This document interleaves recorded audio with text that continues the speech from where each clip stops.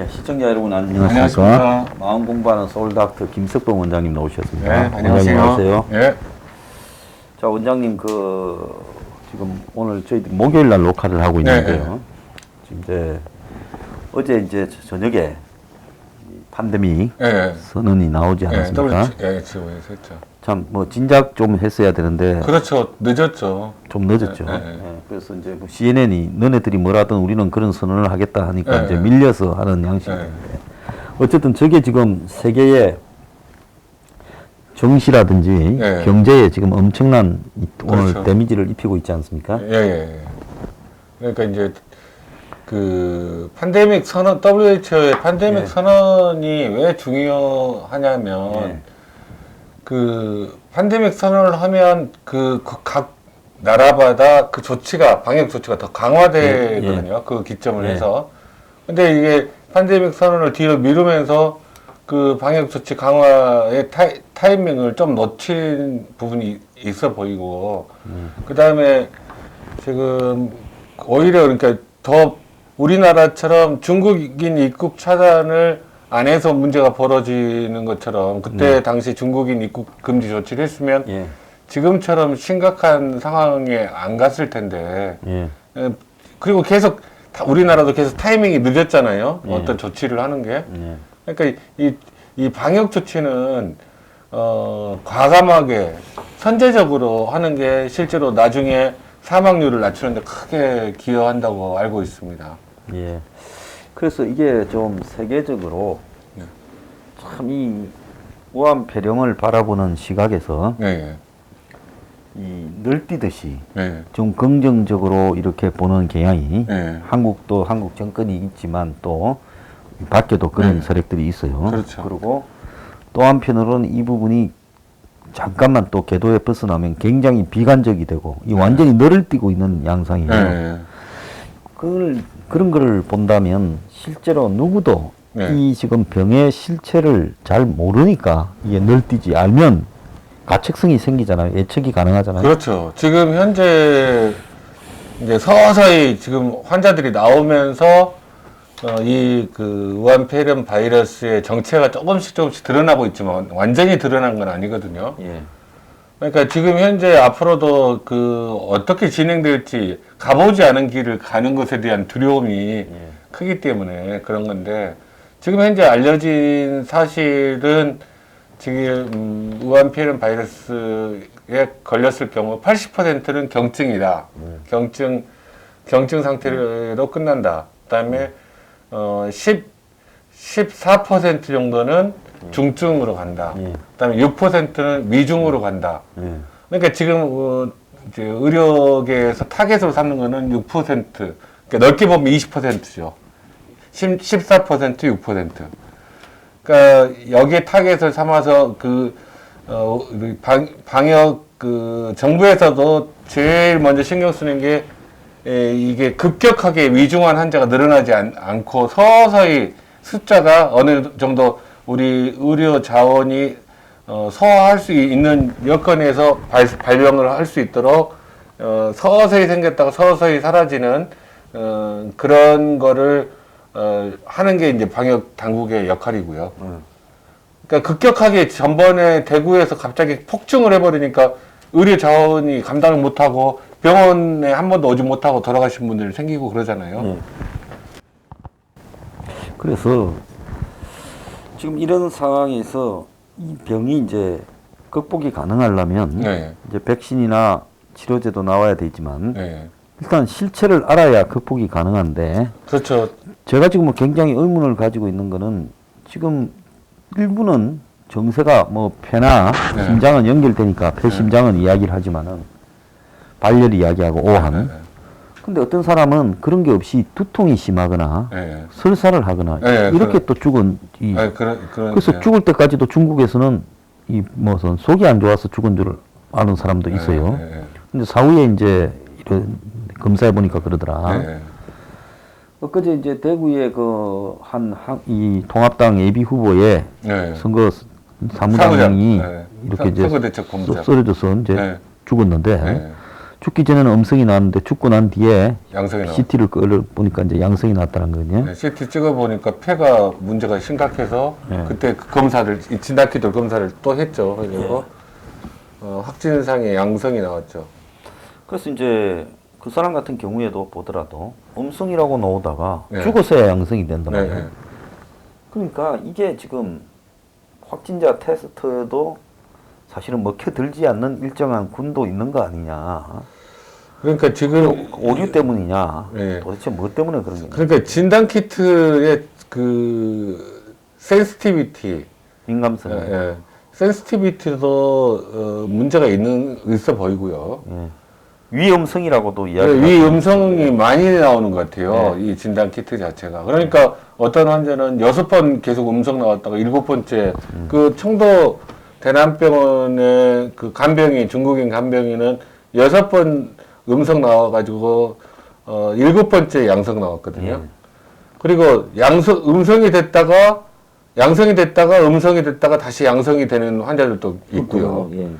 그래서 그런 경우도 지금 해석이 두 가지로 나뉘어요. 그러니까 그 사람이 재감염된 건지 아니면 그 안에 잠복이 있다가 치료하는 동안에 좋아져서 잠복이 돼 있다가 몸 상태가 또 안 좋아지니까 다시 또 증식이 돼서 다시 양성이 나온 건지 그거는 아직 모르는 거죠.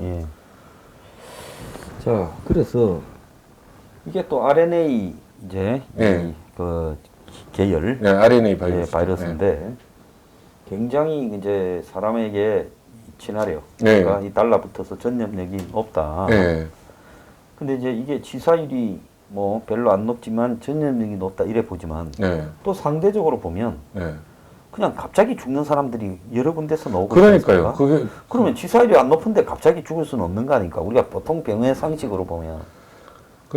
꼭 그거는 같이 이제 연결되는 건 아닌데요. 어떤 사람에게 그 사람에 따라서 사람의 조건에 따라서 스페시픽하게 작용하는 부분이 있을 거라고 생각을 하는데 그게 안 밝혀졌죠. 어떤 리스크 팩터를 가지고 있느냐, 어떤 질환을 가지고 있느냐, 아니면 어떤 생활 스타일을 가지고 있느냐에 따라서 그 병이 갑자기 그 위중 상태로 빨리 진행돼 버리는 그런 케이스들이 왜 되는지는 모르는 거죠, 지금 현재. 자, 그러면 이게 이제 우리가 이 가지고 있는 고정관념 때문에 그런가 아닌가도 좀 생각을 해봐야 되는데, 네. 뭔가 하면 우리는 바이러스는 일정하고 똑같은데 네. 사람이 달라서 사람 따라 갑자기 죽는다 이래 생각하지만은 네. 역발상을 해보면 네. 우리가 바이러스라고 지금 코로나 바이러스라고 네. 이렇게 지정하는 네. 우한 폐렴균이 네. 한 가지가 아니고 당연하죠. 굉장히 다양해서 네. 그 다양한 유행에 따라서 네. 어떤 거는 약하고 어떤 거는 강하다. 중국에도 뭐 S형이 강하고 L형은 아, 약하고 L형이 강하고 S형이 약하다 했습니까? 네. 그렇게 지금 이야기를 하잖아요. 네. 그러니까 원종이 있고 변종, 아종까지 지금 나오고 있는 마당에 100몇십 종이 예, 이게 지금 발견이 뭐 해서 확인된 것만 3개지 네, 네. 실제로는 100몇십 가지가 될 수 있단 말이에요. 이미 확인된 게 140종인가 그래요. 그러면 서로 간에 다르다 그러면 염기 서열 배치나 이런 데서 조금씩 좀 차이가 있는 차이가 있는 거 네, 아니겠어요? 네. 그럼 그럴 때마다 잠복 기간이나 네, 그렇죠. 또 전파 방법이나 네. 또 환자의 이 뭐라고 할까요? 이 병 상태의 발현 중증 정도가 다르게 나타나지 그럴 수 있죠. 않을까요? 네. 그러니까 거기 중국에서 나온 논문에서는 L타입이 훨씬 더 그 중증으로 가는 경우가 많고 전염성도 더 강하다. 그렇게 나왔는데 그 지금 보통의 우리 상식으로는 전염력이 강하면 중증으로 갈 확률이 낮거든요. 예. 뭐 상식적으로는. 근데 이제 거기에서는 그렇게 이야기가 나왔어요. L타입이 전염성이 더 강하고 조금 더 중증으로 가는 경향이 있더라라는 식으로 나와서 그러니까 지금 현재도 우리나라에서 전파되고 있는 과정에서도 계속 변종이 조금씩 생기고 있다고 생각하시면 됩니다. 자, 근데 이제 아주 큰 변종이 생긴 건 아니겠죠. 근데 저는 한국이 지금 중국의 이제 사망자의 임상 데이터를 주로 인용하고 있지. 네, 네. 한국에 지금 사망자를 부검해서 예. 일단 부검을 해야 그러니까 사망에 이르게 된 원인이 뭔지가 정확하게 나오지. 나오죠. 예. 부검하지 않고 사망에 이르던 원인을 갖다가 그러니까 급격하게 나빠져서 사망한 경우는 부검하는 게 원칙일 걸로 알고 있거든요. 예. 근데 어떻게 하는지 저는 그건 아니 지금까지 부검한 사람이 거의 없고 예. 부검하자 말도 안 했고 예. 질본은 그럼 부검하자 뭐 하니까 유족이 싫어해서 그랬다는데 유족들은 말도 안 했다고 이야기하고 부검을 해야지 왜 급격하게 사망을 했는지 유족들 중에 하자고 하는데도 안 해준 모양이에요. 예. 그러니까 부검 안 하는 이유가 도대체 무엇이냐? 아 저도 이해가 안 가요. 예를 들어서 암의 질환을 갖고 있다거나 기저 질환을 심각하게 갖고 있던 분이 돌아가셨으면 그건 안 해도 되는데 예. 건강한 사람이나 상대적으로 나이가 젊은 사람이 예. 갑자기 그런 경우를 해봐야죠. 그리고 또 죽었지만은 분명히 이 병으로 죽은 것 같은데 네. 음성이라고 나온 사람 이런 사람들은 부검을 해서 예. 죽은 어떤 상태에 대한 모양이 유사하면 예. 또 체내의 균이 채취가 안 되지만 네. 부검을 하면 폐 안에 균이 채취될 수가 있지 않습니까? 그렇죠. 예. 그렇게 해야 되는 거 아니냐는 생각이에요. 저는 그러니까 그 부분에 있어서 그 갑자기 원인 모를 사망 경우에는 전부 부검하는 걸 원칙으로 하는 걸 알고 있거든요. 예. 그러니까 특히 그 전에 중대한 병력이 없는 경우는 경찰서에서 나와서 사망 진단서 부검을 안 하는 경우는 사망 진단서가 확실하게 그 사람의 병력이랑 관련돼 있을 때만 부검을 안 하지. 안 그러면 부검 절차를 밟아야 되거든요. 그리고 이게 치료약이나 백신을 뭐 곧 개발될 것처럼 우리나라 정부는 아무것도 없으면서 개뻥을 치고 있는데 네. 문제는 부검을 해서 네. 병의 실체에 좀 더 접근해 들어가야 그렇죠. 거기서 치료제가 나오는 거 아니겠습니까? 이게 균이 들어와서 몸에 어느 부분을 공격을 해서 어떻게 죽음에 이르게 하는가. 그러니까 그게 그 우한 바이러스를 직접 때려잡는 그 치료제를 만드는 거하고는 관련이 없지만 실제로 지금처럼 직접적인 치료제가 없는 상태에서 그 부검 결과들이 나오면 어떤 장기에 어떤 영향을 준다라는 거를 치료하는 의사들이 알게 되면 그거를 생각하면서 치료제를 선택할 수 있고 치료제를 뭐 예를 들어 네. 한 개가 아니라 네. 뭐 에이즈 치료제처럼 칵테일로 보조 치료를 하는 과정에서 충분히 유용한 정보를 입수할 수가 있거든요. 예. 그리고 그거 우리가 한 보금 자료는 우리나라에서만 쓰여지는 게 아니라 전 세계에서 쓰여지는 거예요. 예. 그러니까 전 세계에 도움이 되는 거죠. 지금 공식 사망자가 66명인데 네. 뭐 오늘 또 지금 훨씬 더 많이 돌아가셨을 것 같지만 그럼 이 공식 사망자 중에 유행을 분류해서 네. 유행 분류는 몇 가지 데이터식을 부검을 통해서 확인을 해야 된다. 네. 가장 보편적인 중국에서 나오는 이야기인 사망자의 폐를 갈라보니까 네. 폐 안에서 네. 지금 이렇게 염증이 있어가지고 네.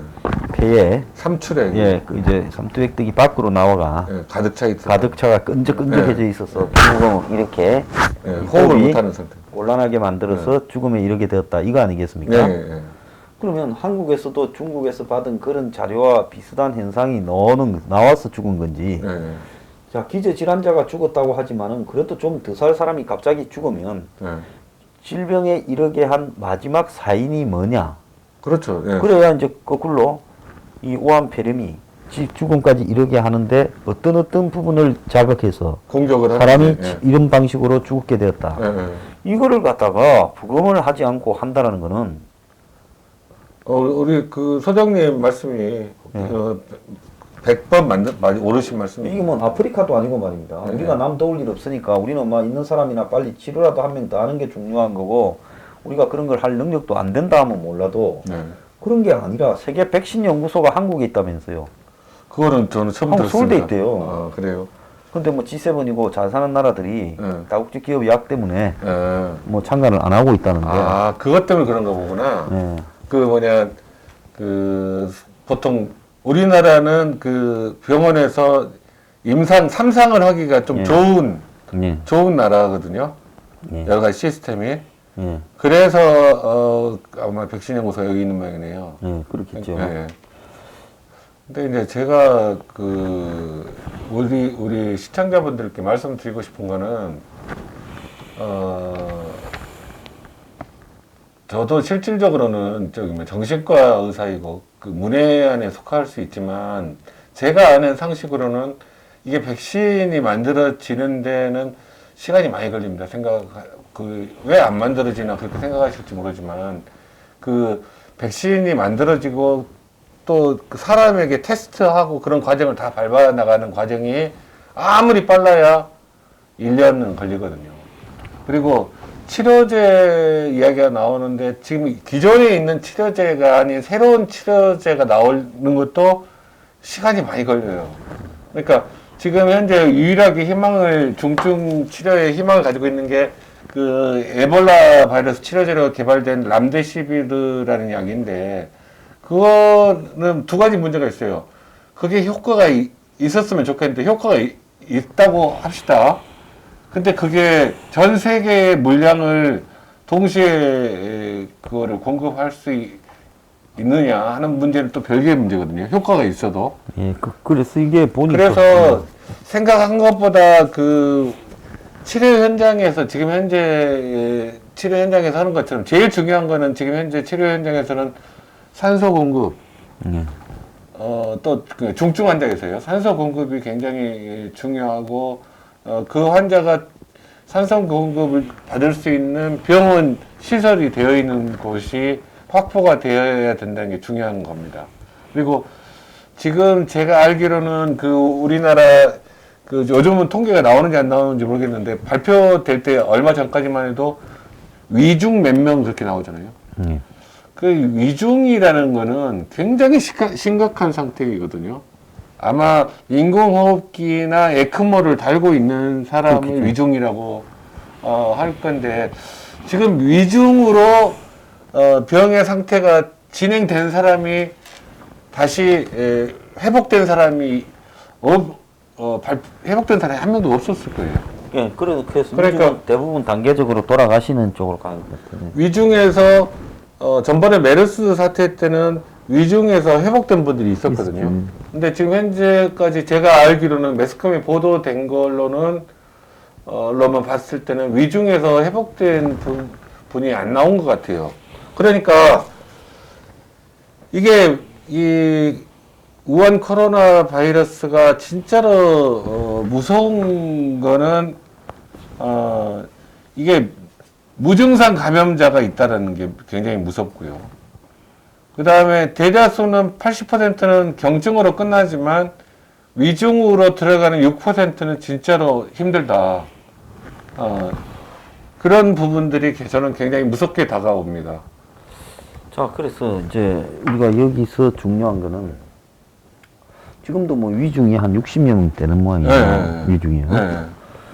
자, 그래서 지금 이 사망자 숫자가 한국도 이제 상당히 될 거라고 보는데 이란이나 이제 이란은 뭐 지금 뭐 고립돼인 지 오래됐고 또 의학 수준도 낮고 그렇다지만 이탈리아에서 지금 250명 가량 이렇게 이제 죽어가고 있어요.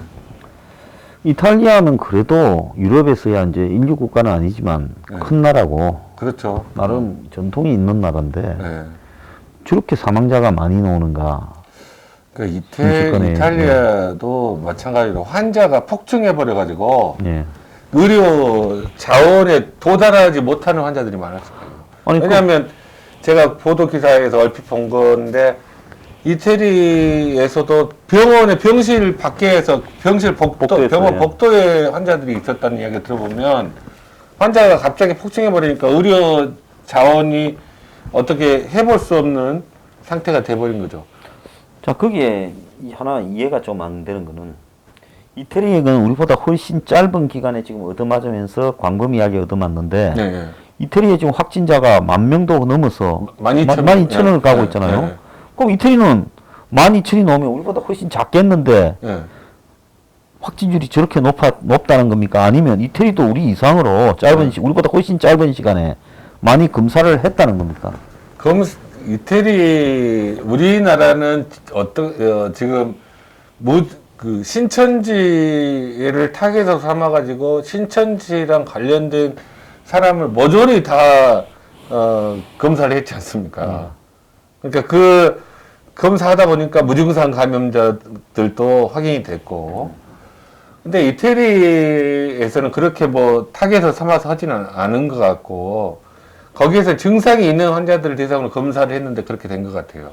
그러니까 우리나라는 증상이 없어도 신천지면 다 검사를 했고, 이태리는 증상이 나타나는 환자를 했는데 이게 이태리가 진짜 문제가 앞으로도 쉽게 안 꺼질 것 같은 느낌이 드는 게 어떤 사진을 보고 깜짝 놀랐냐면 이태리 그 프로리가 세리아 A. 네, 세리아 리그가 있지 않습니까? 세리에. 근데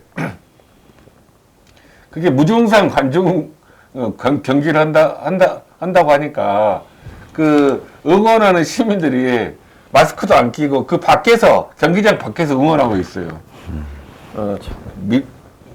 사람들이 밀집돼 있는 상태로 그걸 보고 야 이거 이태리 쉽지 않겠다 그 생각이 들었어요. 자, 근데 이탈리아라는 나라가 그래도 유럽에서 좀 뭐 사는 게 그렇다 하더라도 지금 이 한국보다는 네. 국민 소득이 높고 네. 그렇지 않습니까? 네. 그리고 땅덩어리도 지금 한국보다 훨씬 크잖아요. 그렇죠. 네. 그러니까 저런 인구도 많고 예, 예. 6천만 명이 넘고요. 자, 저런 이탈리아에서 하루에 확진자가 313명이 넘으면 네. 전국을 상대로 네. 그러니까 대구에 집중으로 해서 완전히 가두리 양식장에서 더 퍼올리는 것처럼 한 한국보다 네. 전국을 상대로 해서 저렇게 이탈리아에서 환자들을 찾아내는 네. 이탈리아의 그런 확진 기술은 저건 또 어디서 놉니까? 그러니까 문재인식으로 이야기하자면 이탈리아가 한국보다 한국은 최고일 때가 하루 반짝 뭐 800 몇십 명이었잖아요. 이탈리아는 뭐 하루에 2천 몇백 명을 끄집어내면. 그러니까 그게 문재인 씨의 이야기가 틀린 이야기라는 걸 입증하는 거죠. 예. 그게 뭐 이렇게 우리가 검사를 잘하고 신속하게 많이 하고 그래서 뭐 의료 수준이 높다 그런 식으로 방역을 잘하고 있다 이거는 아닌 거죠. 이탈리아에는 뭐 이렇게 쳐다보면 너 확진 뭐 이런 거 하지는 않을 거 아니에요. 그것도 다 그렇죠. 검사해서 할 건데. 네. 그럼 검사를 그거 다 할 수 있는데 네. 유럽에서는 그래도 좀 뒤에 그레이드인 네. 이탈리아가 네. 저렇게 하는데 뭘 모범 사례니 뭐니 하면서 저렇게. 그러니까요. 예. 근데 또 웃기는 거는 이탈리아에 이제 사망자가 나오고 이제 한국에 작게 나오는 부분에 네. 마치 이자들이 방역을 잘해서 그렇다는데 아니, 전혀 아닙니다. 그 이탈리아에 저렇게 광범위한 사망자가 나오는 부분에 네. 아마 그 노년층이 주로 노년, 많이 네. 사는 지역에 대한 집중적인 어떤 감염 이런 것들이 주요 영향이 있지 않겠어요? 그러니까 제가 봤을 때는 그 예. 노령 인구가 우리나라보다 훨씬 더 많아요. 예. 그리고 이태리 국민들의 그 문화 자체도 그 보니까 그 축구 경기를 예. 이 코로나 때문에 무관중 경기를 한다니까 예. 그 밖에서 모여가지고 예. 경기장 밖에서 밀집해서 응원하는 거 보니까 예. 그런 문화들도 한 몫을 하고 있지 않나 그 생각이 들더라고요. 그런 것도 이 문화도 네. 있겠죠. 네. 자, 그런데 궁극적으로 이탈리아에 저렇게 번지고 있는 유도 중국하고의 관계에서 이탈리아가 그렇죠. 상당히 네. 지금 이 패션 산업, 섬유 네, 산업에서 밀라노, 연결된 그런 부분 때문에 그런데요. 지금 한국의 그 신천지에 몰두하면서 네. 이제 여기에 이제사 집단 감염이 수도권에 나타난 게 아니라 네. 진작 수도권에 있었는데 발견을 지금 했다 이렇게 봐야 안 되겠습니까? 그럴 가능성이 많죠. 그리고 이제 이 환자들이 2월 말부터 정세들이 다 있었다 네, 그래요. 네, 그럼 그렇죠. 2월 말이면 지금이 오늘 3월 12일이니까 그렇죠. 한 보름 전부터 정세가 있었는데 네. 대구 집중한다고 여기에 그리고 그 병원에 가도 검사를 안 해줬어요. 그러니까 선별 진료소 가도 그 대구 경북이나 관련이 없거나 신천지와 관련이 없거나 외국에 예. 경력이 없으면 검사 자체를 못 받았으니까 예. 뭐 나타날 리가 없죠. 근데 지금 이제 그 수도권 내에서 이제 계속 계속 발생할 수밖에 없는 게 상식적으로 봐도 그 무증상 감염자가 감염을 시키고 돌아다니는 포션을 생각하면 그 안 나타날 수가 없죠. 예. 자, 근데 집단 감염이 저게 이제 대구에서도 47 예. 콜센터에 예. 서울에서 이제 신화업인데 예. 거기가 11층인데 예. 이제 또 다른 그 같은 에이스 예. 보험이 11층 쓰고 7, 8, 9 쓰고 10층은 예. 다른 사람이 있었다는 거 아니에요? 예. 근데 이제 9층에서 한 명 나왔고 예. 딴 회사인 10층에서 나왔다는 거예요. 그러니까 나올 이제 수밖에 없죠. 딴 회사 사람이 나왔다는 거는 같은 건물에 이제 출입하고 예. 오르내리는 과정에서 예. 예. 엘리베이터나 복도에서 전염됐다 이렇게 봐야 되는 거 아니겠습니까? 그렇죠. 엘리베이터의 확률이 굉장히 높죠. 엘리베이터 확률이 굉장히 예, 높죠, 예, 그죠? 예. 그럼 저기서도 이제 한 명이씩 나왔다 하면 다른 층에서도 이제 저 거기서 밑에 많이 층에서도 나오겠죠. 또 많이 나올 수 있는 거 네, 아니에요? 많이 나오겠죠. 그러니까 이게 그 우한 코로나 바이러스가 굉장히 전염력이 강해서 그러니까 엘리베이터를 같이 쓴다는 것만으로도 전염이 될 확률이 높기 때문에 아무튼 주의를 해야 되는 건 분명합니다. 자, 그런데 오늘 저 의사협회가 네, 면 마스크 네, 부분에 대해서 정권이 마치 면 마스크를 뭐 쓰고 다니도록 막 쇼를 좀 하고 있어요. 네. 갑자기 요 근래에 마스크를 안 써야 되는 것처럼 문재인도 안 쓰고 나오고 아이고, 그러니까 의사협회에서 면 마스크 사용 권고하지 않는다고 지금 반박을 했어요. 그 잘했네요. 그러니까 그 마스크가 왜 중요하냐면요. 제가 그 실증 사례를 우리 그 시청자분들께 말씀드릴게요. 전번에 서울대 분당병원에 환자 한 명 확진됐다고 난리가 났지 않습니까? 그때 당시에 그 직원들, 그 환자를 상대했던 직원이나 뭐 이렇게 그런 사람들 전부 그쪽에 자가 격리되고 그랬잖아요. 예. 한 명도 양성 안 나왔어요. 그게 바로 마스크의 힘인 거예요. 그때 당시에 그 확진자도 마스크를 쓰고 있었고, 그 직원들도 전부 마스크를 쓰고 있었거든요. 그러니까 한 명도 확진자가 나머지 사람들에서 직원들에서 안 나와서 다시 병원을 오픈할 수 있었던 거거든요. 그러니까 이게 마스크의 힘이다 그렇게 생각하시면 되고요. 마스크는 충분히 그 실내에서는 특히 지하철, 택시, 버스, 병원 이 실내에서는 꼭 쓰셔야 됩니다. 오히려 길거리는 오히려 안 쓰셔도 돼요.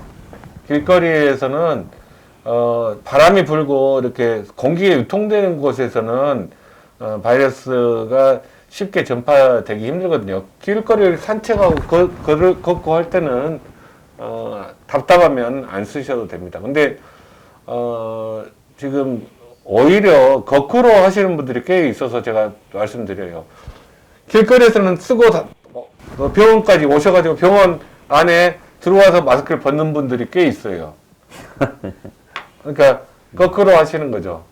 그러니까 길거리에서는 안 써도 되는데 병원 빌딩 안으로 들어가면서는 쓰셔야 됩니다.